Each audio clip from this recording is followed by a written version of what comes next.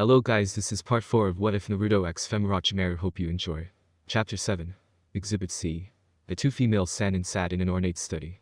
Bookshelves up to the ceiling, fine woodworking throughout the office with jade accents. A well-designed and maintained office, fitting for one of the shinobi elders, and former student of Tobarama Senju. I didn't think you could wake up this early, Orochimaru said. I don't want to be up this early, Tsunade responded. Besides, I haven't done anything, so I have no idea as to why I'm even here. Maybe she wants an audience, Orochimaru pondered. You're due for an ass reaming, so it's a possibility, Tsunade voiced with a slight grin. And you're not. I basically just retired. Our situations are different. I see you two still squabble like schoolgirls. A third voice spoke from behind them. Kohara requested their presence at her estate at 7 in the morning, sending out the notice as soon as she left Hiruzen's office. Clearly, she'd been left out of some major events and wanted to get some things straight. She had taken on a role for Tsunade and Orochimaru, similar to what Mito-sama had done for her, the prodigious Uzumaki not willing to let Kohara be a weak link on her team. It was a tradition she'd hoped would carry through, but wars and other tragedies had seemed to remove all she would select for the position, the last being Kushina. But it was not to be. However, her original girls were back, so maybe it could be salvaged. First, however, everything would need to be brought out in the open. No more secrets and no more lies. Thank you for coming so early. I'm happy to see you both. It's good to see you as well, Tsunade replied. Is it? Because you've been back for nearly 2 months and I've yet to see you, either of you, outside of that initial meeting. If I didn't know any better, I'd think you were avoiding me. I've been busy with hospital duties and my own training, Tsunade quickly answered.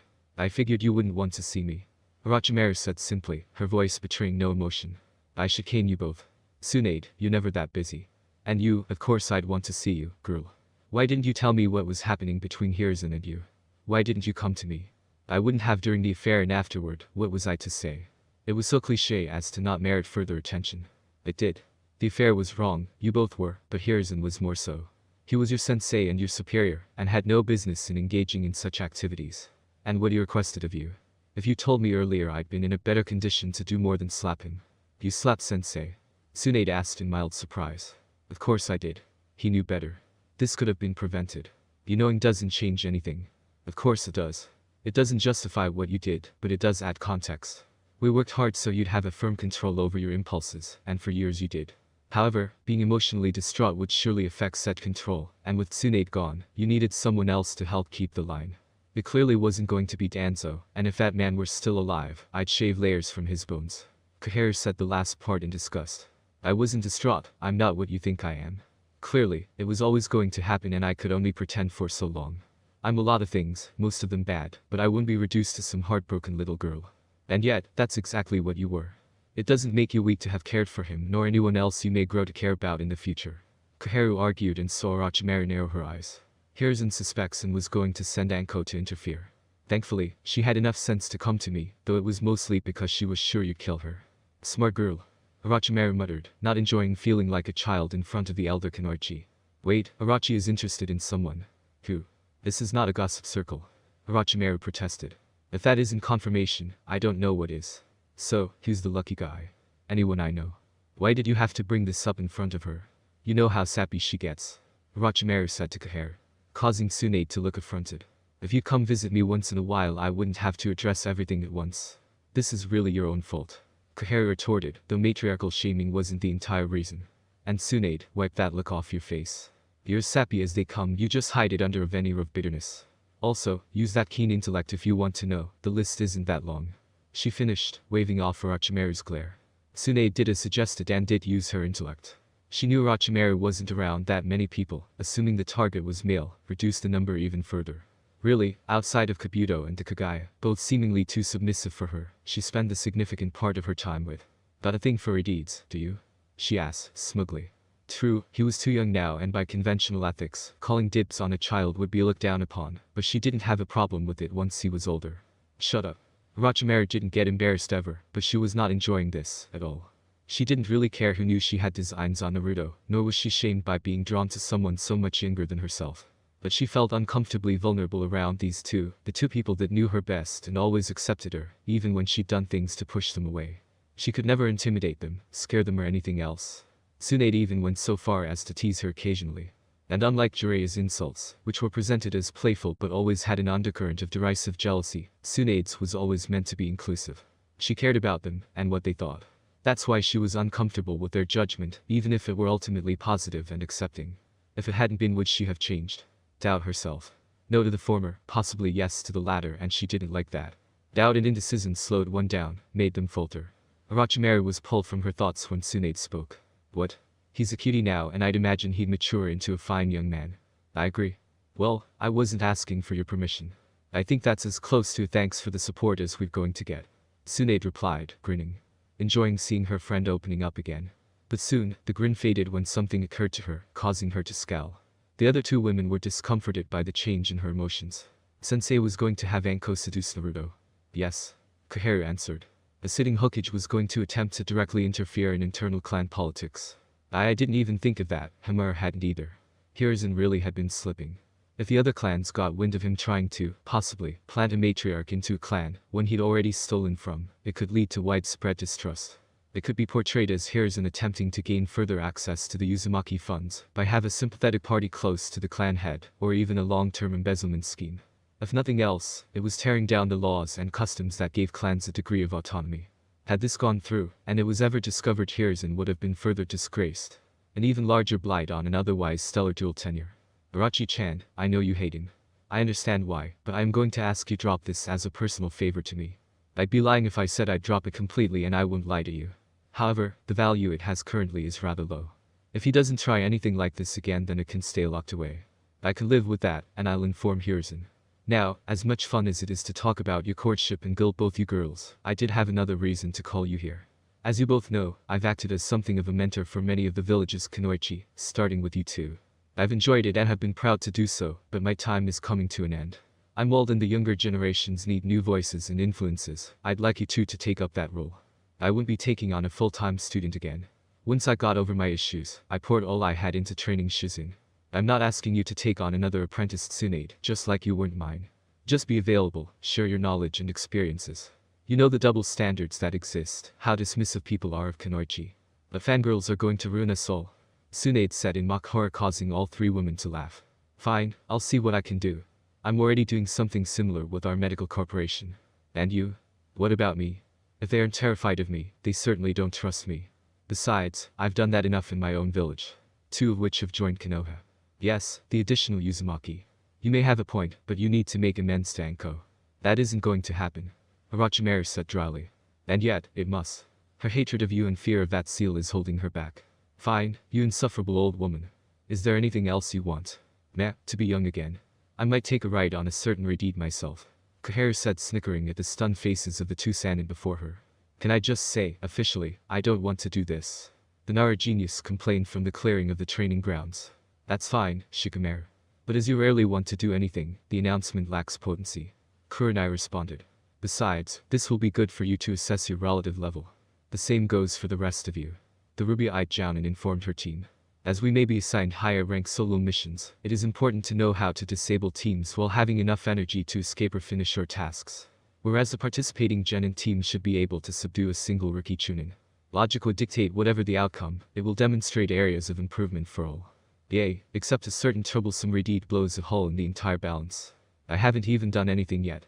But you always do give a time where the responses for his team, causing a depression cloud to form over his head. You guys are so mean to me. Don't be like that, Naruto-kun, Kurenai said, rubbing the boy's head and earning a mild blush, but Shikamaru raises a good point. Well, technically you're a rookie chunin, we all know that isn't really the case. So the other Jounin sensei and I came up with some restrictions to avoid you upending the whole deal. Fine, what are they? No shadow and few clones. No ninjutsu above B rank, and no overloading your lesser rank jutsu to achieve similar effects. Also, no kenjutsu. Now, I officially don't want to do this. Shino isn't complaining. I relish the opportunity. To watch their naive confidence get crushed by my dominance, nothing is more pure than that, sensei. Okay.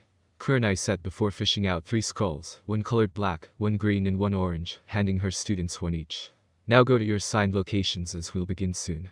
And Shikamaru, if you just give up and hand over your scroll, you'll have an all-out spar with Naruto as punishment. Shikamaru just took his scroll and marched off, cursing his fate of being partnered with a confounding woman and a troublesome Uzumaki. The other 2 chunin departed as well, while Kurenai simply waited for the other teams to arrive. It was about 30 minutes, as even Kakashi arrived on time. Asuma spoke first. Okay, teams, we're doing a joint training exercise. Each member of Team Kurenai has a scroll in which you are to retrieve. They are stationed in 3 separate locations and cannot leave the general area. You may attempt to gain the scrolls through any means, short of lethal or maiming blows. However, if you are defeated by the Chunin, you cannot attempt to attack them again. But if another team has the scroll, we can go after them, asked Niji. Yes. You get 1 attempt at the Chunin, but as long as you can still fight, you can try to steal it from any of the teams. The first team to get all the scrolls, or have the most by the end of the time limit, wins. You are to treat this like a real mission, meaning if any member of my team is able to put you in a position where you'd flee or surrender, then you failed and must move on. If you push on in those circumstances, because this isn't real, then regardless of if you get the scroll, you will have failed, Kurenai added. You all have time to plan and strategize. The time starts when the first team leaves the clearing, but be warned, that gives Shino, Shikamaru and Naruto time to trap and fortify their positions, so delaying may not be to your advantage. Kakashi continued, and the Shunshin it away. The other Jounin did so, as well as the 3 genin teams separated. What do you think, Niji? Asked Tenten. I say we go after the Uzumaki. I can see through his traps, and we can finally settle the score. Niji answered, clenching his prosthetic arm. Yes, let's engage in a most youthful fight, and stoke our flames to new heights.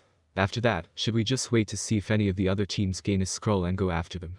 Tenten finished, and Team 9 was content with their plan. I think we should go after Shikamaru. He's so lazy he'll barely put up a fight, Ino suggested. But he's really smart, he might have traps set or any number of things, Chaoji added. Nah, he's too lazy for that. Besides, we can overwhelm him fast, and then head over to whoever is closest to Shikamaru. And then hide after that. Each team has a tracker, Ino-san. Hiding won't be easy, and with 2 scrolls we'll be the targets, Hinata added. Then what should we do, Hinata? Asked Chaoji. Stay here. Each team, at some point, is going to try to take a scroll from another team. Helping a member of Team Kurenai has tired them out, so most of the work is done. If we all chase after a scroll, we'll all be depleted, and then depleted further when we fight. If we let the 2 combat teams go after a scroll and then fight each other, then they'll be weakened and we can swoop in. Or, they ignore each other and go after 2 Chunin each. The results are similar. We should be the last people they fight, the last team to fight. So, just wait. That's your plan. Yes, Ino-san, that is my plan. I like it, Choji said. I say we target Shino. Makaten Jutsu are a natural enemy to his insects, and the Sharingan will allow me to see them. Kibaru can track, and Sakura can be long-distance support if we need it. And after, assuming we beat Shino, asked Kiba. We rest if need be, and then go after Naruto. I assume Team 9 is going after him first for revenge. Assuming they have a drawn-out fight, it'll leave some weakened targets for us. We get the second scroll, and then head to the clearing, playing defense with what we have. What if Team 9 is still fresh? They'll be hard to beat, Kiba added. It's a gamble, but with the Nara's Shadow Jutsu there's a chance one of us would be captured, and if we are, we'll lose. Team 9 was the first to take off, starting the timer on the exercise. Niji activated his Byakugan, and ran toward the Uzumaki. He saw the chakra infuse Fuinjutsu, and guided his team through the trap set in the wooded area. He avoided the chakraless traps as well. Team 9 were progressing well until Tenten stepped on a patch of earth that sunk, setting off a kunai trap. The projectiles flew toward the team at a rapid pace, each taking to the trees to avoid them. This set off another set of pressure traps, as not just kunai, but a powdery substance was released as well. Niji managed to avoid the powder, but his teammates did not. However, neither Tenten nor Lee felt any differently, so they continued on, at a much slower pace.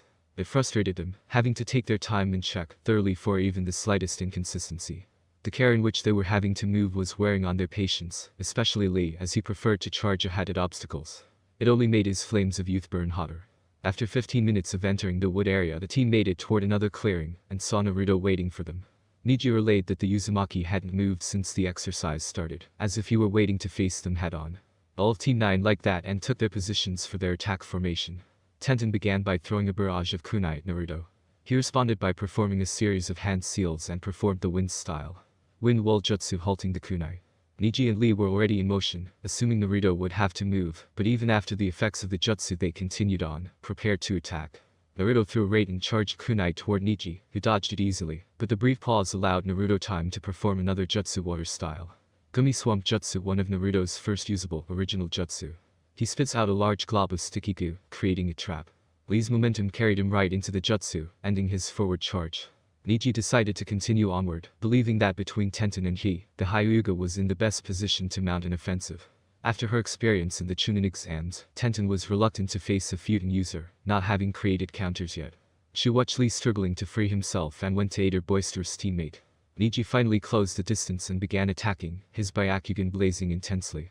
He knew he couldn't kill the Uzumaki, but if he could severely hurt him, Niji would be satisfied for now. Naruto was not unprepared for Niji's frontal attack, having retrieved 2 kunai from his holster. When it appeared Niji showed little concern for the knives, likely believing they'd never touch him. Naruto decided to fix that assumption by channeling supersonic chakra into them, extending their reach. Niji saw the manipulation and easily deduced he was at great risk if he kept being overly aggressive. He calmed himself but continued the pressure, simply more focused and controlled. The chakra-infused knives managed a few nicks, but nothing deep to draw much blood, and Niji was thankful for his training with Tenten, as the small cuts did nothing to deter him. He eventually got the timing and attack counter patterns of the Uzumaki, and laid a trap, attacking in such a way that Naruto left his chest open for a palm strike. Niji took full advantage of the opening, his chakra-infused palm speeding toward Naruto, ill intent rolling off Niji. Niji struck but was unhappy as he saw Naruto replace himself with a log. He almost missed the ceiling array on the log, but caught it in enough time to perform a Kaiten. If it were a normal exploding tag, the Kaiten would have offered the necessary protection. But it wasn't, it was a flashbang ray. Niji's initial Kaiten saved him from the wood splinters, and even the glaring flash, but the sphere of chakra did not prevent the high-pitched sound from reaching his ears. This caused him to falter and fall to the ground, the sonic assault destabilizing him. Niji felt a hand grab him from underground, and a moment later his body went rigid, he was unable to move. Naruto emerged from the ground, ready to end it, but had to move away from Niji as Lee was on the attack once more. Seeing Niji hurt, Lee decided to race toward his teammate, and it was fortunate he did as it allowed him to interrupt Naruto before he could detain Niji. In a blur he was in front of Naruto, aiming a punch toward the smaller Chunin. Naruto dodged the punch and slapped it away. Lee responded with a kick, aimed at Naruto's midsection. Naruto met the kick with the bottom of his foot, and then used chakra to stick to Lee's leg. Taken off guard, Lee didn't fight Naruto when he forced his leg down to the ground, and then into the ground as Lee felt his foot sink. Before he could begin to understand what just happened, which was really just basic earth manipulation, Naruto hit Lee in the chin with a jab. The rate and chakra augmenting his speed allowed Naruto to multiple the force of the jab, and Lee was knocked out. Putting a kunai to Lee's throat and using the incapacitated boy as a shield, the recently promoted Chunin spoke, "Drop all of your weapons, admit defeat or I'll slit his throat," he said in an even tone. Tenten looked upon her teammates, Niji couldn't move, and Lee was at the bastard's mercy. She hung her head in shame. They'd lost. It was fast, it was efficient, and they had barely been given a chance. It only caused their dislike of Naruto to increase as Team 9 felt he had embarrassed them again, and with minimal effort. Tenten dropped her scrolls just as Lee was waking up. He was ready to fight, but they reminded him of the rules, and that they couldn't continue to attack Naruto. Naruto undid the paralysis seal and Niji shot up, suffering a lingering headache. He disregarded his weapons, just as Tenten had, shaking in disgust, anger and shame. The trio left back into the wooded area along the way, coming up with another plan. Team 7 wasted no time taking off towards Shino when Team 9 departed. Kiba was taking the lead as he was tracking Shino by scent. Sakura was behind him, and Sasuke took the rear, making sure to avoid any of Shino's Kakechu that he may have left behind. As they got closer to Shino's location, Kiba tripped a wire which triggered a series of pepper bombs being unleashed from above. The instant the pepper concoction spread, Kiba had a coughing and wheezing fit, hard enough to throw Orochimaru off of him. The bombs acted as an irritant to not only Kiba's sense of smell, but to Sasuke's eyes. The Uchiha didn't quite close them fast enough, which caused a burning sensation, one that the other members of Team 7 were experiencing as well. Immediately they cleansed their eyes with their water canteens, and prepared to continue on. Kiba went to retrieve Orochimaru, who seemed stunned from being tossed. When Kiba picked up Orochimaru, the dog dissolved into a mass of Kakechu and latched onto Kiba. The Inizuka attempted to get the insects off him by rolling around, and even hitting himself, but it was for naught as soon he was drained, and passed out from chakra loss. Sasuke heard a gasp and turned around to see Shino had Sakura, a sai pointed toward her midsection. With his Sharingan activated, he saw it was the real one, not a clone. He was frustrated his team had been so easily defeated by tricks. He didn't force Shino to make his ultimatum, throwing down his weapons, and saw the Abiram nod in approval. The insect clone brought a subdued Orochimaru out from behind Sasuke, and Shino left via Shunshin. Sasuke picked up Kiba and Sakura carried Orochimaru as Team 7 departed from the area, never realizing they had some extra passengers with them. Hinata watched both teams struggle and ultimately fail, each diminished in their scuffles. She realized this would be the perfect opportunity to neutralize her competition, before going for the scrolls. She had the beginnings of a plan, but a crucial element depended on Ino. The Yamanaka had improved since the exams, but this wasn't an easy task. Change in plans, both teams failed to obtain a scroll and are weakened. I say we take out the teams and then go after the scrolls ourselves. I'll take Uzumaki-kan while you both go after Shikamaru. Why Shikamaru? And why would you go after Naruto alone? Asked Ino. Because Shikamaru-kun likely can't hold both of you, and given his general laziness won't want an extended fight. Shino-kun is prepared had an easier fight than Uzumaki-kun, and will fight harder than Shikamaru-kun. I'll go alone because my skills match up to his, and since he's already tired, it'll be easy to defeat him. Hinata lied, believably. What's the plan? Asked Shoji. Team 7 and 9 are on their way back. Shino-kun has hidden some of his Kakechu on Team 7, likely to attack Team 9, though I have no idea how he'll direct them. When they do, I'll neutralize Team 9, while Ino will neutralize Sasuke-san with her jutsu. Knock out Sakura and then I'll do the same to Sasuke-san's body. Sounds like a good idea. Ino said with a smile and Shoji agreed. Hinata waited for the two teams to get closer, before giving them this signal, but once she did the team moved silently until Hinata signaled they should stop. Team 10 watched the other teams watch each other warily, but the respective leaders deduced neither managed to retrieve a scroll. The question was, who would go where next? If they were both going to the Nar, they'd have a fight on their hands anyway. If one team was going to wait while the other made a second attempt, they might as well try to take the other team out. Team 7 was a person down, and with Lee having been recently knocked out he wasn't at full capacity, but Team 9 had a distinct advantage. The stare down was intense, as Sasuke and Neji thought about what to do, but each seemed to conclude a negotiation was needed as both approached each other. Hinata activated her Byakugan to see what was being said amongst the two. She was not surprised when Sasuke agreed to allow Neji and company to go after the Nar, in exchange for holding hostilities. Hinata smiled when the Kakechu, unnoticed by either, slowly attached themselves to Neji. He felt the drain immediately and assumed it was the work of Sasuke.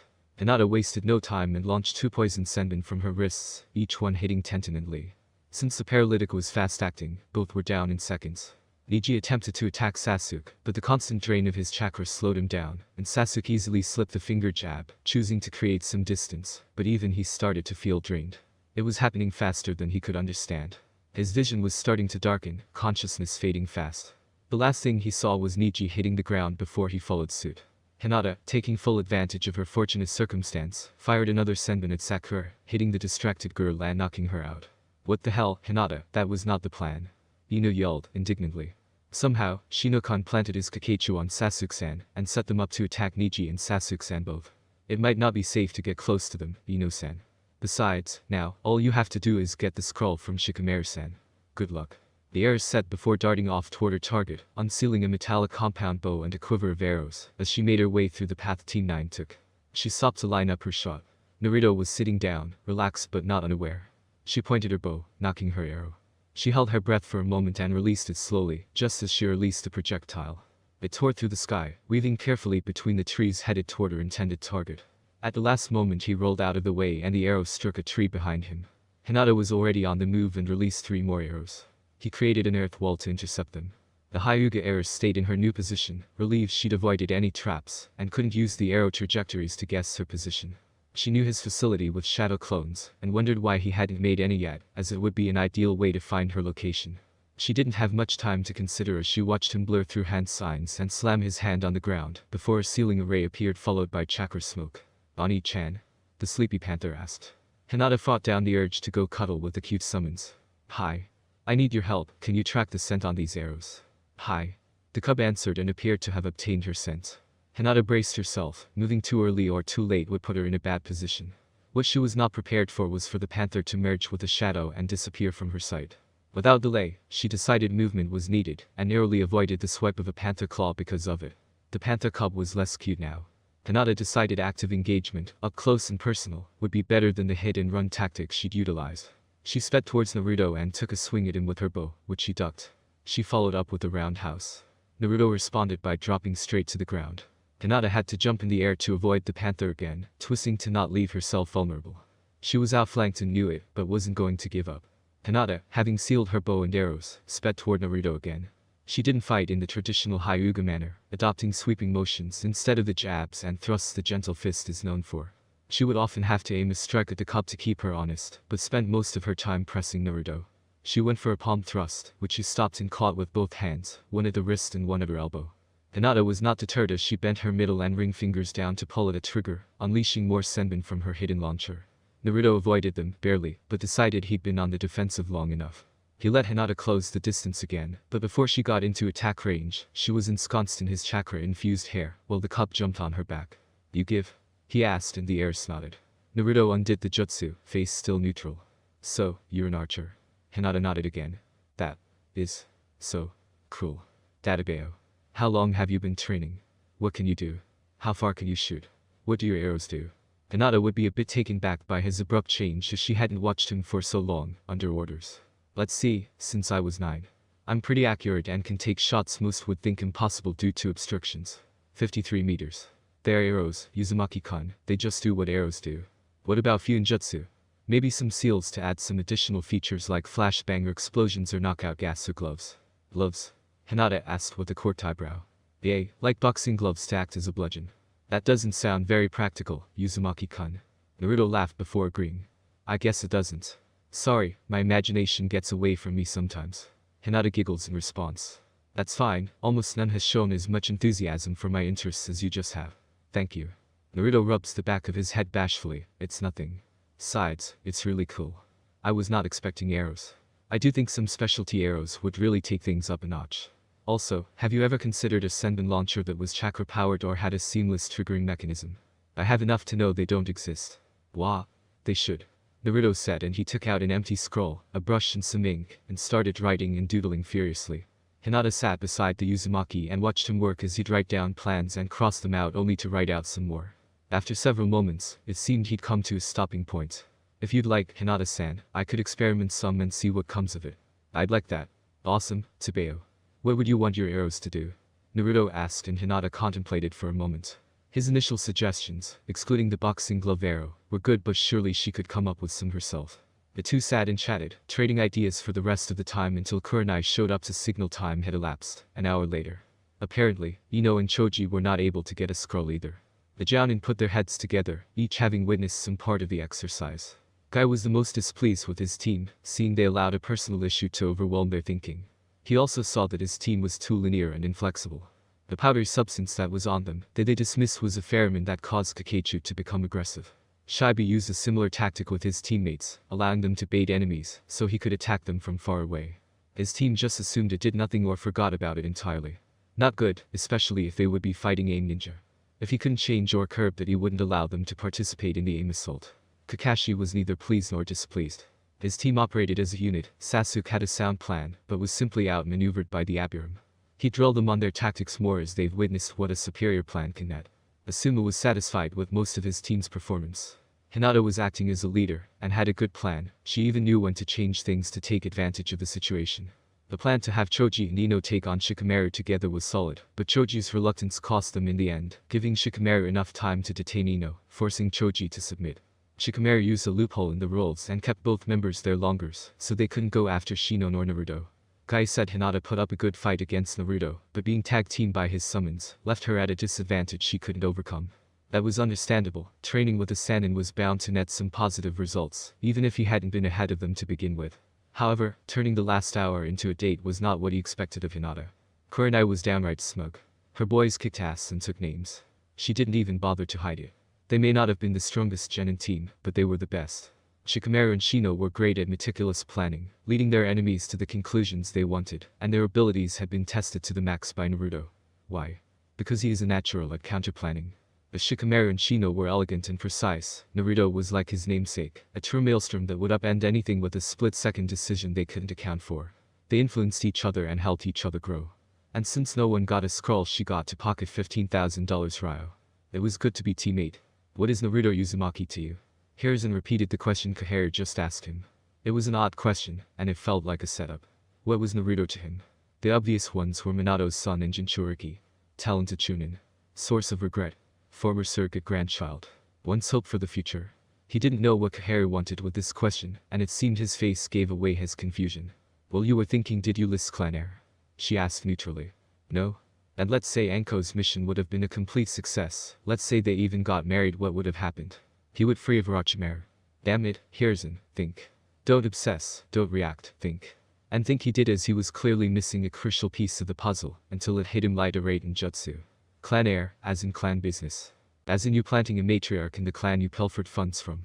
Do you realize how bad that could have been if it were ever found out you were even planning on doing such a thing? Koharu questioned. I overlooked it entirely. I've really lost my edge, haven't I? Age will do that. I overlooked it as well. Tsunade pointed it out for me, so at least I know she has the wits to sit in the chair. Hiruzen, she's back. She's not going anywhere. If she had some grandiose plan, maybe you could have unearthed it 10 years ago, but you won't now. All you're doing is making mistakes that could damage the position of Hokage long after you leave it. Hiruzen could only hang his head in shame. She was right about all of it. She has reason to hate me. And those reasons gave her the justification to become a monster. What if Naruto decides he gets to be a monster as well? They're different people. And if you don't want him to become a monster, don't give him reason to act as one. Besides, I've read Inoichi's reports. He'd leave before he'd take revenge. Our Hunternin would be most at risk. He has a team, he's making friends. Someone like him, he never needed much to tie him to the village. Hiruzen didn't bother to respond, hoping his former teammate was right. After nearly being set up by the Sandaime, Anko needed to be alone, and the one place she could ensure she'd be isolated was the Forest of Death. It felt good to cut loose when no one was watching, to mindlessly destroy things or just speed through the dense forest. It felt like home, because it was a place that had no association with her former sensei. There was no taint. No one to judge, to glare at her in suspicion. She was free. So, as she making sport out of Samaru, yes, she was not pleased to see the one person she didn't want to see standing above, because she always stood above her. Was this it? Her sensei was finally going to end her. Why did she wait? To just make her suffer through years of ostracization. Why? Stop asking yourself so many questions when you don't have enough information to build any conclusions. You're just making yourself anxious and tense. If I were here to attack you, and I'm not, you've already given me an advantage. What do you want? To remove your seal. Orochimaru said plainly. That's not funny. Anko shouted. I'm not joking. If you aren't going to use it, there's no point to it being there. Do you want it gone or not? Of course I do. What do you want in exchange? Why do this now? Nothing, I want nothing from you. As for why now? It's not important. It's important to me. You aren't altruistic, you don't just do things for people out of the goodness of your heart. I'm losing my patience with you, Anko-chan. Do you want the seal removed or do you not? I do. Good. Now, try not to scream too loudly. Orochimaru said before she blurred in front of Anko. The next thing Anko knew, she was indeed screaming quite loudly until she blacked out from the pain. Orochimaru caught her first apprentice with a frown on her face, hoping Anko would be able to handle the effects of removing the seal. Chapter 8. Blast. Her body felt heavy, every muscle felt strained, and even the idea of moving caused her pain. Her sheets were soaked through, but she was freezing, and the splitting headache caused a ringing in her ears. None of that compared to what she saw in her sleep. For years, Anko hated no one more than she hated her sensei. She detested everything about the woman, the embodiment of everything evil about their world. Now, she simply wanted to kill herself as the 2 years of missing memory returned. She was there, by her side, taking part in the experiments, the torture and the needless bloodletting. If Orochimaru told her to burn down a village, Anko would do it, because her sensei told her to.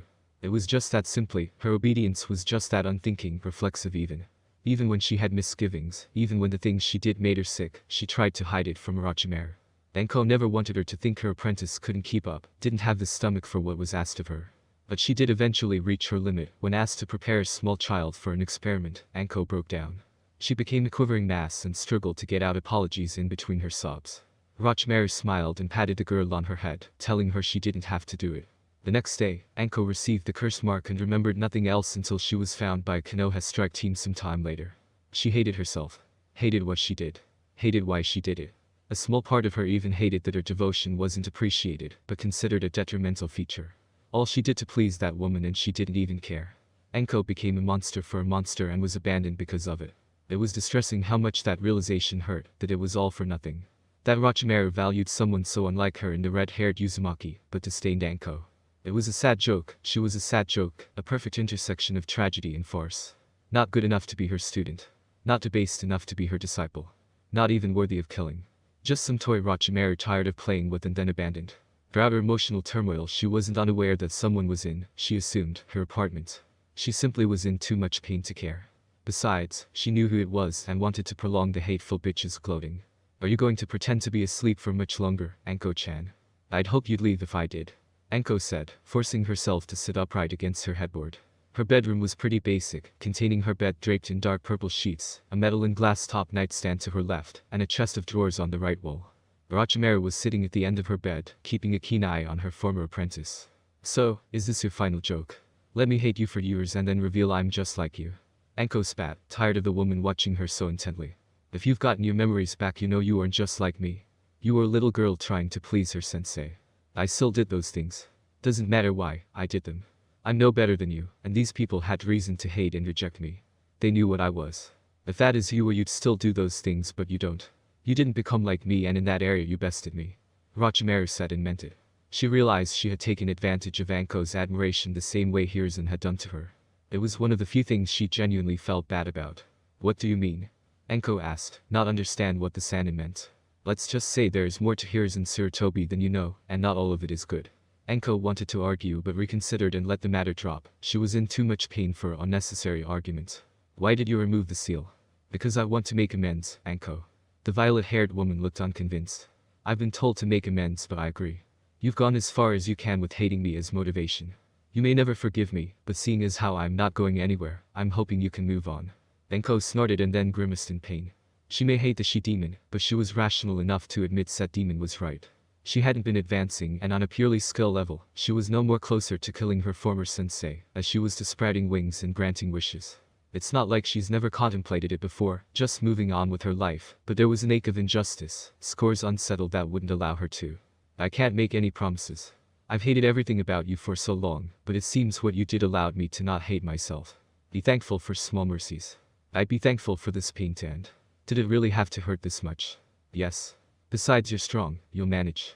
Your bedside manner sucks. Kukuku. Orochimaru left soon after. Whatever Anko and her relationship was to be, it'd take time, though she highly doubted it'd ever be more than a resigned acceptance. She could live with that, and Koharu couldn't claim she hadn't an effort. The woman got really unpleasant when she believed that. The snake Sannin decided to walk through the village. It was still quite early, the sun just peeking about the horizon. Not many people were out, but those that were seemed conflicted on how to treat her. She could see the fear they had, but there was also a layer of security. The villagers stood a little straighter, because the legendary three had returned. If only they understood, she'd never make some grand effort to save a single one of them. Konoha had what she wanted, if remaining standing was the best path to her goals. If that should ever change, this place would burn, and she'd not spare one thought to their suffering. She shook her head when she noticed someone following her, poorly. As she made her way toward the last street before her residence, said Tagalong finally appeared. A chunin, going by the vest with stringy, silvery chin-length hair. The man looked familiar, but she really was drawing a blank. Orochimaru-sama, if we could have a word, the man requested. And what can I do for you today, Chunin-kun? She replied and saw the man bristle at the question and form a slight sneer. He recovered quickly to most, but to her experienced eyes, he might as well shout his emotions. Mizuki, Orochimaru-sama. Oh, she thought. It was the Chunin fuck-up that couldn't even manage to do what she ordered Hinata to at a fraction of the age. It was a simple observe and report, as she wanted multiple sources on the Uzumaki heir. She knew he'd be easy to manipulate. He wore his insecurities for all to see. Jealous, frustrated, self-entitled. It was nothing to give him the prototype curse seal, but withhold the means to activate it. Oh, of course. How could I forget, Mizuki-kun? How may I help you today? Well, your agent said if I helped you I'd one day be granted access to incredible power. Orochimaru had to suppress a sigh. This deeply uninteresting man was wasting her time she could be with Naruto-kun. He wasn't uninteresting, even just sitting and reading she could feel the ideas racing through his head, and a palpable excitement at doing something new or finding a way to do an existing skill better. She idly wondered if she just killed this Chunin how many people would truly miss him. It would certainly be faster than this conversation. She formed a smile, a great show at how to project emotions you decidedly weren't feeling, as she was simply bored by this thing in front of her. Kukuku, I recall ordering you to keep an eye on a certain student.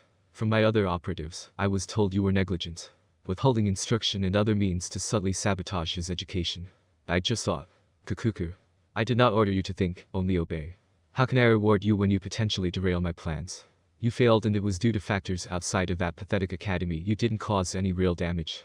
But he's the Kyuubi. He nearly shouted. She actually had to blink at that. Did this fool actually believe he was the Kyuubi? Not even civilians believed he was the actual Kyuubi. This conversation just got too stupid for her to devote any further attention to. That's idiocy, and even if he were, I ordered you to chart his progress and report to me. You did not, so you get nothing. She replied simply, and Mizuki didn't bother to hide the sneer this time. I know things. I can tell Sandaime-sama how you gave me a cursed seal and told me to spy on the Kyuubi brat. Kukuku, and I'll tell him I gave it to you after you suffocated a comrade. Nothing will happen to me and you'll be executed. Which would save me the trouble of doing it myself, so please, Mizuki-kun, go run and tattle. She simply walked away after that, nothing more needed to be said. The Chunin instructor just stood there in silent fury at being dismissed, and denied what he was owed. He promised he'd get her back one of these days. Orochimaru continued back to her residence, fully aware the idiot Chunin was likely making plans of revenge. She'd let him try, if for no other reason than the potential entertainment value. One must fend off boredom whenever they can. When she returned, she was not at all surprised to see her student out back. He was in a red shirt with a white spiral on the back, black pants and sandals to match. Him being surrounded by 10 shadow clones, each writing or sketching ideas, was also not unique.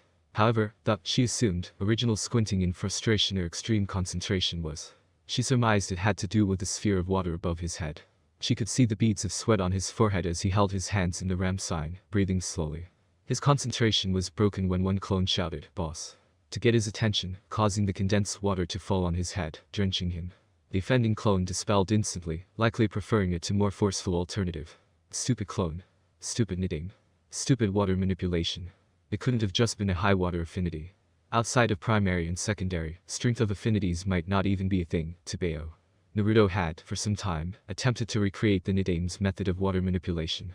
He progressed to where he could feel the water in the air, and even draw some of it to him to shape. It was minimal and taxing. The amount of water obtained for chakra use was highly unfavorable. The science isn't settled on if primary affinities are stronger or weaker in cross comparisons, boss. If they aren't, it may be reflective on other aspects of chakra being measured, not strength of the affinity. One clone spoke. Chakra paper may just be a significance test, telling the elements one's chakra is inclined toward, but the strength of the reaction may mean very little. Especially if a chakra is untrained anyway. If someone can use Futen Jutsu, then what may prevent them from using a level of set jutsu isn't due to the strength of the affinity. If you demonstrate a strong wind affinity but have the reserves of a genin, you can't do S-rank jutsu. Reserves and capacity overrule it. Some people have inclinations toward various aspects of chakra, boss, not just elemental affinities. We just don't test for them in any rationalized way. We see people struggle with ninjutsu and say they are a genjutsu type. Exactly, Tsubeyo. The Nidame didn't have a stronger affinity for water. The idea makes no sense. How would you judge it? If we say it's because of how he wielded it in battle, that's improper methodology. The reason is circular. We know the Nidame had a strong water affinity, because he had a strong water affinity. Outside of his method of taking water from the atmosphere, why else is he said to have such a strong affinity? He could do the water dragon jutsu with one hand seal, another clone spoke. Yay, but much of the difficulty of that jutsu is about shape manipulation. We've managed to have the required hand seals after we learned the Rasengan. Another clone added. That's true, it's one of the reasons Doten jutsu tend to have fewer hand seals. The element is inherently more stable, creating a shape out of it is just more straightforward, said an additional clone. Let's not get ahead of ourselves, fellas. Let's go back to first principles. What are the elements to jutsu? The original asked. Nature and shape. The clone's course. But not just that. One clone said after a moment. What do you mean? Yes, it's nature and shape. That holds true for ninjutsu and genjutsu, but they aren't the same. And it wasn't only the water dragon that got easier after we learned the Rasengan. Our genjutsu got a little more manageable as well. That could just be due to an increase in chakra control, said one of the shadow clones. Yay, except we weren't only learning the Rasengan around that time. How would the Edo Tensei have? It wouldn't have. It's what we did before then. Yin and Yang. Original Naruto responded with a glint of understanding. We were able to feel, at least a little better, the balance of Yin and Yang in our jutsu. Ninjutsu tends to favor Yang, jutsu tends to favor Yin. Iryo ninjutsu is likely the most balanced of the two. Maybe that's how. He somehow could use higher concentrations of Yang chakra in his suit and ninjutsu, and it improved the conversion rate, making it possible to do high-level jutsu with the water molecules around him. Naruto finished only to hear clapping coming from behind him. The clones turned as well, none realizing they had an audience, too focused on their discussion. They collectively rubbed the back of their heads, sheepishly. Hi, Shishu, they said, and she laughed. Good morning, Naruto-kuns. I see we're making some breakthroughs this morning. She spoke, earning a series of smiles. You know, some say the reason the Shadai was able to wield the Mokuton was not simply because of his affinities for Doten and Suten, but also the high concentration of Yang chakra. Some call it the life element. She thought the look of utter amazement in the face of her student to be adorable. Naruto quickly formed Yang's style. Shadow clone, and it began trying to draw water out of the atmosphere. It got splashed immediately and broke into a similar tirade. I hope I'm not interrupting. No, you aren't. They were actually working on a different project before I distracted them. And what are they working on? Maybe I can be of service. Oh, we got to know Hyuga Hinata-san yesterday, and apparently she's an archer. How cool is that? Yes, quite cool. Orochimaru said with no enthusiasm at all. Naruto didn't seem to notice. But she only uses plain arrows. When I asked what they could do, she seemed confused. So, we went to dinner last night and exchanged some ideas. I'm just having my clones go over some ceiling arrays. Leave it to an Uzumaki to turn to Fuinjutsu, I suppose. What are some of your ideas? Well, one was a knockout arrow, but instead of a poison or electric shock, I was trying to translate my ninja art. Chirp into an array. I didn't know you'd gotten it down enough to attempt that. Orochimaru asked as she quirked her brow. She'd heard Naruto complain several times about his supersonic chakra technique being near impossible to form into an actual jutsu. The only one he managed was a high-pitched sound that caused the target to go unconscious. The jutsu had two issues. One, it was used in conjunction with his sword, so it couldn't require hand seals. Secondly, he had difficulty limiting the range with any precision. Since he'd seemingly stalled, she hadn't asked about it, but it appeared that the Hyuga heirs provided some inspiration. The white snake didn't like that, not even a little, and made note to visit Hinata. I had some clones perfecting it last night, so I've finally got the control I need. Well done, she said while gentle stroking his cheek, causing him to emit a very low purr. That never happened, Tabeo. The rookie Chunin exclaimed in embarrassment. We'll see, but I make no promises. Moving on, there were talks of exploding arrows. Lightning and wind-coated arrows. Arrows that had sound-dampening seals on them so they wouldn't alert the intended target, and even arrows that released a poison fog, but I ran into a complication with that. What complication? Well, I don't actually know what kind of poison the poison mist jutsu releases. And that got me thinking, can it be changed to different kind of poisons? It's really more gas anyway, so can we create a jutsu to mimic other gases? Imagine, your target is in a locked and poorly ventilated room, so you fill it with a concentration of carbon monoxide. Wouldn't that dissipate soon after? That is a very good idea. I think I might have to run some experiments myself. I can't let my rival eclipse me so easily, Orochimaru said. Huh? Naruto asked, squinting and leaning his head to the right. You didn't think I'd simply allow you to be known as Konoha's greatest jutsu creator without some competition, did you? But, I like this idea. I'll see if I can isolate the properties in that jutsu and we can go from there. I'd suggest you focus on your water manipulation. Any particular reason, Shishu? To stick it to Hiruzen, of course. My student, mimicking one of the crowning achievements of his beloved sensei. Something even the professor hasn't managed. Oh, turning that knife will be MMMH, words can't describe. Naruto, having no words of response, went back to work. Shizune was surprised when she entered the Hokage's office to see Genma Shiranui and Raito Namiyashi there as well. She bowed to the Hokage and awaited the mission details, as the summons hadn't been terribly specific. She still went home and changed into her jounin uniform, instead of the kimono she normally wears outside of missions. Thank you for your prompt arrival, Shizune-chan. As one of the two people familiar with, as well as inoculated from the effects of the Ishvali iris, I thought it time I sent you to begin producing an immunization, as well as an weaponized version. Genma and Raito will be there on a separate issue, so once a sample cure and poison are created you may return, of course, making sure to give Genma and Raito their shots. If you have no questions and you remember my orders, you are dismissed. The three jounin departed and made their way to the gate. Shizune could see how tense her two temporary squad mates were and thought it best to ask, to clear up any concerns. Genma, Raito, what's wrong? A lot, said the Senbonchung special jounin. Realizing that answered nothing, he continued after activating a sound-distorting genjutsu. Not everyone in this village is blind, Shizune. Those of us who weren't were ordered to stay away from the kid. Shizune didn't visibly react, having suspected Jiraiya was told something similar. She just waited for them to continue speaking. Sandaime-sama was quite strict in his enforcement of that. We disliked it greatly, Kakashi detested it with his entire being. There were days we were concerned he was going to do something stupid and get himself killed in the process. Raito said. Especially when he wasn't allowed to take the gaki as an apprentice. A lot of trees had a lot of Chidori-shaped holes through them. Genma added. There wasn't a lot we could do for him, not directly, but we did watch out for him. Made sure no one ever attacked him or tried to cheat him. The few times he had to go to the hospital we checked to make sure he was being treated fairly. Spoke Raito, and seeing Shizune's dark look reassured her. They were always professional, and some were even more than that. Genma continued, anyway, we couldn't have him as a student, couldn't even run missions with him as Sandaime-sama wouldn't allow it. But we did keep an eye out on his mission reports. To see how he was progressing and to make sure none of the Chunin were risking his life for trying to jam him up. When he returned from Ishville, Kakashi got to the report first and immediately went to Sandaime-sama and requested an A-rank assassination mission he'd finance himself. We were proud of the gaki for making it, but knew being the only one to survive would mess with him. And it did. He didn't really return to normal until he was on Kurenai's team, and that took a couple of months. Sorry, I digress. We'd have gone with Kakashi no problem, but the Sandaime refused. Said the leader of Ishville, Ichiro Kurosawa, was now indebted to Konoha. That the man had more value alive than dead. We don't share that opinion. Not only did he lie to get that team there, he got 3 ninja killed because the greedy little bastard thought he could control 2 Kiri swordsmen. Before you got there he was warning us against any rash decisions and stated if anything were to happen to the bastard he'd hold us responsible. Stated Raito. So, what is your mission? Asked Shizune, frowning at the man that nearly got her surrogate brother killed. She remembered how broken Naruto looked after he was cured. Initially, only Taunton could get a positive reaction out of him, but he did open up eventually. However, it was nowhere near as bubbly as he'd act now in their company. She understood why they wanted to hurt that man. "We're to escort Ichiro back here, that's all we know," Genma said as the three reached the gate. They checked out and then took off toward Ishville at impressive speeds. Kakashi made his way to the manor, signature book in hand. He was not expecting the warmest greetings, but even that lack of expectation didn't prepare him for what he received. "Who are you, dickhead?" Uzumaki-chan. "That's not very nice. I'm Hada Kakashi and I'm here to see Naruto about a mission." "Oh, well come in, he's out back talking to him," she said as she led him to the back. Kakashi had to admit that the house lacked much of what one would expect in the home of an evil scientist bent on world domination, or whatever her aims are. He really couldn't be asked to care, honestly.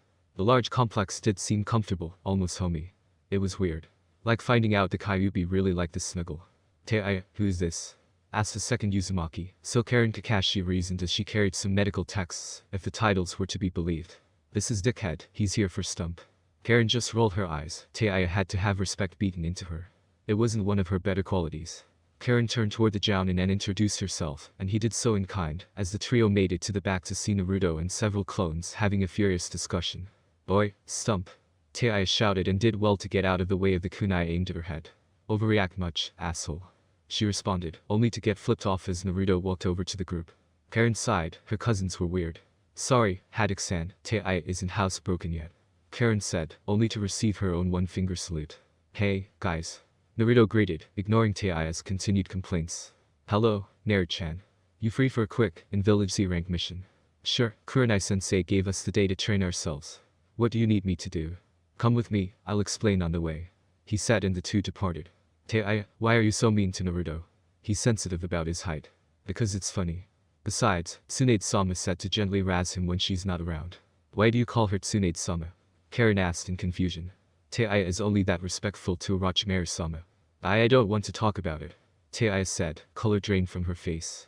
The two arrived to Training Ground 3, and Naruto saw the familiar smoke of a dispelled shadow clone. Why Kakashi didn't send a clone to get him, he could not imagine, and apparently it was a question shared by his team. "Why did you leave a clone with us, sensei?" Sakura shouted. Naruto didn't remember her being that loud. He wondered when it happened.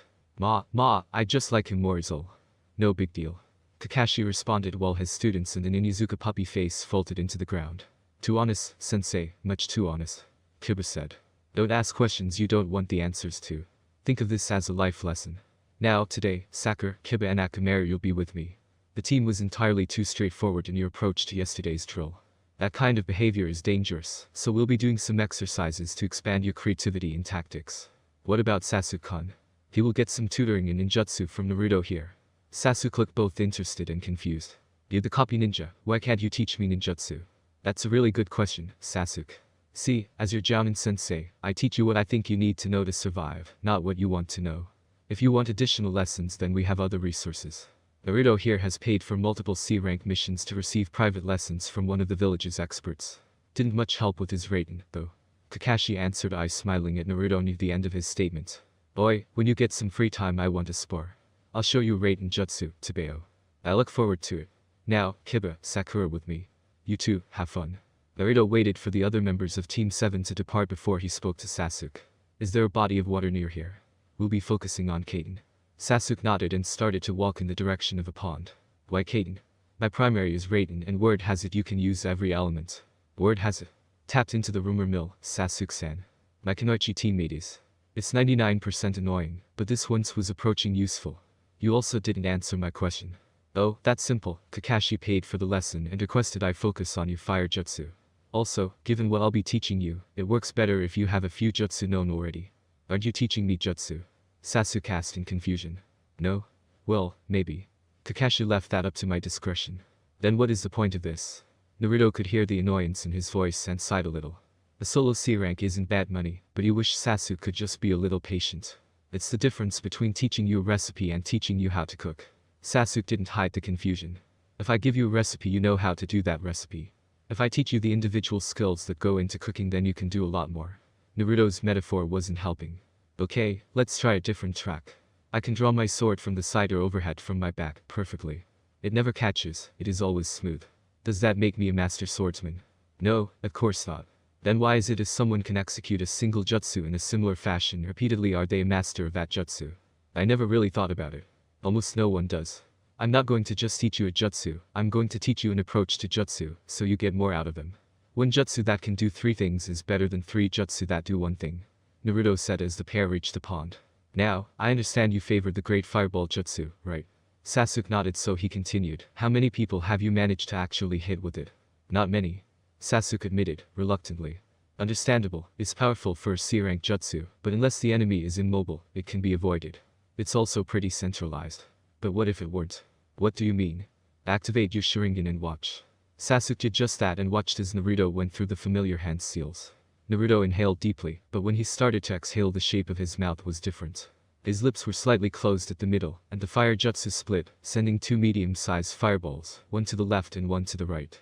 That is just one simple alteration, Naruto said, only for Sasuke to smirk in satisfaction. Naruto didn't know why, but he had the urge to call the last Uchiha a bastard, but just ignored it. What neither boy realized was the presence of a third party, watching the pair with the smallest of smiles hid behind his Anbu mask. How does one forgive themselves? Is it a feeling? A place you'll only know you've reached once you've managed it? Or is it a choice? When you make once or multiple times? Kurenai didn't know this, didn't have the clearest explanation for it, so she felt like a fraud when she advised Anko to do just that, to forgive herself. Ninja live with guilt, almost all have done something that could and potentially should feel guilty about. Many hide the guilt behind quirky behavior or patriotic zeal. Some Nindo. Others just simply numb themselves, but the guilt is there, even with the skewed morals they adopt. No one process is truly superior to another, and what triggers that sense is as wide-ranging as the personalities of the ninja and Konoha's forces. But guilt is a singularly limiting emotion. Where other emotions can be put to good use, even anger and rage can be beneficial. Guilt is limiting. It isn't a sign you've learned a lesson, it's a process of continuing to obsess, harp on a wrong you've done. It can make you slower, depressed or sloppy. No one had to look further than Kakashi to see what guilt could do. Someone that should clearly be cage level, is only really getting back to seriously training himself. Kurenai didn't want that for Anko, for her to languish. While not always productive, her hatred for Orochimaru did push her to try to improve. This could cause her to backslide, and given she may be in the front lines in a few short months, there simply was no time for that. Hence, Anko needed to give herself permission to move on. Kurenai was thankful her friend could acknowledge the logic of her words, but it was clear this would be a struggle. No one wants to admit they are similar to the person they hate most in the world, as you don't want to empathize with him. It's easier if they are simple, monstrous individuals. Complexity gets in the way, and thanks to her student, she'd been getting a more and more complicated view of the once traitor and the current Hokage. She still thought Orochimaru was a monster, but in the way humans can be. The distance between her and anyone else a matter of degrees, not type. And the Sandaime wasn't the kind, wizened leader she once thought. He was still those things, but also someone that loved his own lore and the glory that came with the title. Someone who could have potentially preyed upon her if circumstances had been different, only to throw her away when she became inconvenient, no longer needed for his ego. As the pictures of these people became more and more complicated, she only wished people she cared about weren't caught in the middle, Anko and Naruto most specifically, but Asuma as well. He knew Orochimaru was manipulating him, she simply wagered the reveal of the affair would outweigh that concern. Now, Asuma's relationship with the Sandaime was in tatters, all the progress they made completely undone. Anko was slipping into an emotional black hole in Naruto. She didn't even know, except he hated the Sandaime and respected the Sannin, relying on her to get him through the upcoming trials. Nothing about this was right, nothing about it set well, but the Genjutsu mistress felt powerless to influence, let alone control any of it. She was out of her depths, getting stronger but not strong enough to ensure Naruto could face down multiple S-rank opponents. Smart but not informed enough to navigate the plots and plans, Orochimaru seemed to craft with great efficacy. But what she could do is be there. Offer comfort to Anko. A sounding board to Asuma. And a way to keep Naruto connected to his teammates and possibly the village at large. She wouldn't let him be isolated just in case Orochimaru was manipulating him. It wasn't much, but she'd make the best of it. So wrapped up in her thoughts, she didn't notice Anko drift off on her shoulder as the two sat in the special Jounin's bed, exhaustion finally taking her. Kurenai felt her resolve harden. She'd be here for those she cared about, and she didn't need to be a legend to do it. That's enough for today, Sasuke-san. Don't want you slipping into chakra exhaustion, Naruto said. The Uchiha had done well with finding different ways to perform his jutsu, but he could only get so far until he's done the manipulation exercises. Still, there was progress, and Naruto had performed his assigned duties. Honest day's work for honest day's pay. You have much experience with chakra exhaustion. I've never experienced it. I think I hate you a little, Sasuke admitted. Near endless chakra would be a dream come true. Yay, it's sunshine and roses. You cry if you had to invest as much time into chakra control as I have and still do. I don't cry. Big, sloppy, bitch boy tears. Every day. I don't know, I think he'd do the single tear to be extra dramatic and deep, Kakashi supplied as he walked toward the pair. Sasuke scowled, but there was no real heat to it. I think I should cry that a Chunin is better at instructing me than my Jounin sensei. Just because Naruto works for cheap doesn't mean I don't understand my own value, Sasuke-chan. I think he just insulted us both. Naruto said with sweat drop. I did. I must have done something wrong in a past life to deserve you, Kakashi. If only Sasuke knew. Ma, I'm one of the strongest Jounin in the village. You're lucky to have me. Who else would pay a prodigy to teach you in his area of expertise? I'm not a prodigy, Tebeo. Naruto responded only to see two faces giving him the really face. What? I'm not. And the last person to call me that got his ass kicked, so beware. Anyway, it appears you're done for the day, so you are dismissed, Sasuke. Naruto, you can pick up your pay at the mission office anytime, but if you're free I'll give you that spar you asked for. My schedule is open. Naruto answered, not hiding his excitement. A chance to test himself against an acclaimed Jounin and his dad's student was quite the opportunity. It'd also be a good test. Can I stay and watch? Sure, but no Sharingan. Lifting jutsu off me is one thing, but Naruto's full under clan techniques. Sasuke nodded, not even bothered by the stipulation. Spending a few hours with the Raididi saw how much thought went into common jutsu. He wouldn't steal his work, it just wouldn't sit right. Each combatant got into their stance, and Sasuke noticed Kakashi actually put his book away, a signal he'd be taking Naruto somewhat seriously. Both looked relaxed, content to wait for some unseen signal. Whatever it was, Naruto blurred toward Kakashi, having aimed low with a sweep kick to Kakashi's left. The copy ninja simply lifted his leg. Naruto completed his rotation and quickly sprung up to hit Kakashi in the stomach. Kakashi slapped the strike away while backing up, not allowing Naruto to negate his superior reach. While still on his back foot, Kakashi sent out a swift jab. Naruto narrowly dodged it and grabbed the offending arm. Kakashi had no interest in whatever the Uzumaki was planning, and pushed him back with a front kick. Naruto sent several shuriken toward him in response, halting Kakashi's plan to press his advantage. Naruto dashed forward again. This time he sent a high kick towards Kakashi's right side, but it was easily blocked. A second kick from the same foot followed the block, and Kakashi guarded against the kick strike. Naruto tried for a third attempt, having never planted his foot after the first kick, but this time he pulled the leg back slight to perform a standing side kick. The maneuver caught Kakashi off guard enough to clip him on his hip. But he was a veteran for a reason. Kakashi rolled with the strike and sent a left cross toward Naruto. The speed and distance was such that Naruto had no time to dodge, and instead he took the strike. Kakashi watched as his head snapped back and the Raidid fell on the ground, out cold. Knowing this wasn't right, the Jounin flared his chakra, performing a ram hand seal and Senkai. To see he'd hit a log and Naruto was in the air coming out of a somersault. Taking a page from the Uzumaki's book, he performed a quick substitution and Naruto's feet met a log. Kakashi looked down at the rookie Chunin from atop a tree branch, smiling. He reasoned Naruto placed a very subtle genjutsu on him when he grabbed Kakashi's arm. Kakashi sent a brace of shuriken, knowing they weren't going to hit. He simply needed to distract Naruto from tracking his shunshin. The Raidid didn't dodge, instead he created a 2-meter wall to intercept the projectiles. Kakashi was undeterred, appearing behind Naruto.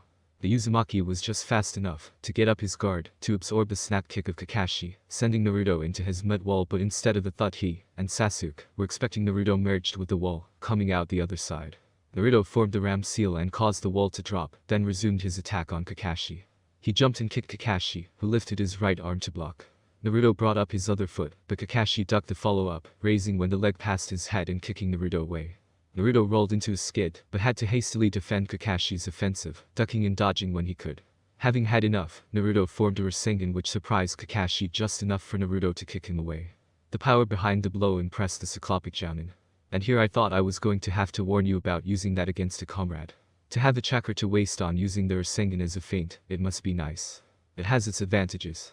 For instance, Naruto didn't finish, instead speedily performed a series of hand seals, and thought wind style. Gale bullets. The technique, similar to wine bullets in that compressed air is formed into a shell. However, the shell isn't as stable, and this jutsu doesn't have the piercing power. In exchange, when the constructs meet resistance, they unleash the stored wind chakra and a high amount of concussive force. Kakashi simply assumed it was the wind bullet and dodged them, only to be jettisoned toward the water by the gale force winds. He wasted no time performing the water style. Water dragon jutsu once he landed, causing Naruto to put up another mud wall. From behind the mud wall emerged 3 Naruto clones, each moving at top speed to attack Kakashi. The Jounin the charge, fending off the clones but paying attention to the real Naruto's location. He watched his sensei's son join them on the water but kept his distance, instead forming a long chain of hand seals, 22 by his estimate. Kakashi had no intention of waiting to see what was about to happen, and quickly dispelled the clones with retrieved kunai and rushed toward the original. He almost made it, but Naruto finished the seal chain in time, and Kakashi's charge was halted by a tentacle grabbing his left ankle. It was soon joined by 3 more, each grabbing a limb, and before Kakashi knew it he was pulled under the water. That was Naruto's strongest suit in jutsu, water style. Release the Kraken Jutsu. Once Naruto learned that some Kiri shinobi were able to form semi-autonomous water constructs, and the Nidaime was able to form an exploding water dragon, he dedicated a far amount of clones to accomplishing the task. While he couldn't do it out of a body of water, he found forming something in water was a manageable task. It still took him 4 months to get an even quasi-workable version down, but he's improved a lot since then. He was only 10 at the time. Kakashi was both impressed and amused at the large, mythical, yellow-eyed squid that was dragging him toward the bottom of the lake. It was really quite fearsome and was putting on the squeeze as it attempted to for Kakashi to take in water. Naruto was giving him a decent workout, but if he let this drag on too much longer the Uzumaki might get the wrong message. Kakashi channeled a fair bit of rate and chakra through his body, destabilizing the jutsu, and propelled himself back to the surface. Naruto saw the Jounin return and noticed his eye was uncovered. Really? Using the Sharingan against the Chunin? Naruto asked and Kakashi just shrugged, completely shameless in his overreaction. Naruto braced himself, knowing things were about to get a lot more difficult. This is so embarrassing. Naruto grumbled from the back of Kakashi. He'd been correct, things did become more difficult in that almost everything he tried was neutralized or countered, and he got his ass handed to him. Admittedly, not that surprising as Orochimaru does it constantly as well, but at least she leaves him his dignity. And he was too tired to even fight him on it. I couldn't just leave you in the field. I might have preferred it. Besides, didn't you go a little hard on me? You could handle it. Clearly, I didn't push you hard enough if you didn't use any Funa Kinjutsu. Besides, you needed to learn that the little brother can't beat the big brother. Law of nature. Well, thanks for that, Naisama. Naruto said with an eye roll. Listen, Naruto. I know the old man ordered you to stay away from me. Jiraiya said as much. I don't blame you or anything. I appreciate that, but I should have done more. No sense dwelling on it now. Besides, I'm still here, though if you're just going to beat me down and force piggyback rides on me, I might have to defect, Tebeo. Well, it's lucky for me I'm quite the gifted tracker. Kakashi said before knocking on the door. They didn't have to wait long for the exact last person Naruto wanted to see him like this. Kukuku, long day. Naruto had never felt so lame. We had a spar and I pushed him a little hard is all. He might need some help. No, I don't, just put me down. He crawl, roll or do the freaking worm, but he was not letting Orochimaru carry him. Unfortunately, his body couldn't obey his command to protest vehemently, and he found himself in the Sanin's grasp. He had a new appreciation for how sacks of potatoes felt. I thank you, Kakashi. No problem. Naruto, I'll be in touch. Kakashi couldn't hear his response, but it sounded a lot like ducking traitor. He departed and left Naruto with his humiliation, as a good older brother should. Orochimaru walked through the door, ignoring Naruto's assurances that he could walk. If he could move he'd have done so, but Kakashi had managed to push him near physical exhaustion. Impressive given his stamina, but Kakashi's years of experience would aid in negating that advantage. As she made her way to Naruto's temporary room, he finally said something that made her pay attention. Are you alright, Shishu? I'm fine, why do you ask? Something seemed to be bothering you this morning, but I didn't want to pry. That surprised her as he hadn't let on he suspected anything. Seeing no reason to lie she responded. I removed Anko's curse seal last night and stayed with her. It was at the behest of Kaheru, an attempt to make amends. I don't know what will come of it. Though, maybe it'll work out and you two can reconcile. I can appreciate your optimism, but I doubt it. Could you forgive Sensei? I don't know. When I think about all he's done, I can understand a lot of it, but what hurt the most was his refusal to trust me. If he'd explained everything we could have worked something out, but he chose not to, and when things started changing between us, when the things that should have earned his acknowledgement were essentially ignored, I had no way to understand it. I wondered if it was my fault or if he never really cared, and that's when I started to hate him. The hiding my lineage, the taking from my inheritance were betrayals, but it only added to what I was already feeling. Could he make it up to you? I can't say. If he'd admitted to everything before he was forced to, if he didn't do things to still try to save face like telling the ninja forces the removal of the Uzumaki swirl was because the clan was becoming official within the village, then maybe. But he still values his own power and reputation too much. I believe he's sorry but it wasn't enough to make him change, and now that he's been forced to anything he does after that is tainted. On the other hand, I know what's like for people to hold something against me with no way to make it up, even if I didn't know what I had done, so I wouldn't rule out ever forgiving him in the future, but I'm not there yet. Interesting. I wouldn't hold out much hope for Anko then. I don't think she's as forgiving as you and I did something similar. Maybe not, but sometimes it only takes a really small gesture. Naruto said and was grateful Orochimaru didn't try anything weird like tucking him in, though she did seem lost in her thoughts. He did mean what he said, as angry as he was with the old man, those early years of his, the craving for absolution, he knows how heavy that weight can be. It took Bagheera a long time to convince him he truly didn't deserve it, but counseled his summoner to always remember the feeling. Holding people responsible is one thing, but holding grudges is something else, and those lines can blur in an instant. Orochimaru had thought about Naruto's words. She very rarely cared about who she'd wronged in her life, but Anko was an exception, especially when she realized how she was mimicking her own sensei. The cursed seal was supposed to help her, make her stronger while taking away her memories, so she couldn't be held responsible for anything she was ordered to do. That didn't pan out, but maybe there was something she could do for her former student once the AIM invasion was over and the Akatsuki were gone. One small gesture. What could it hurt? Okay guys, the next part will be out tomorrow.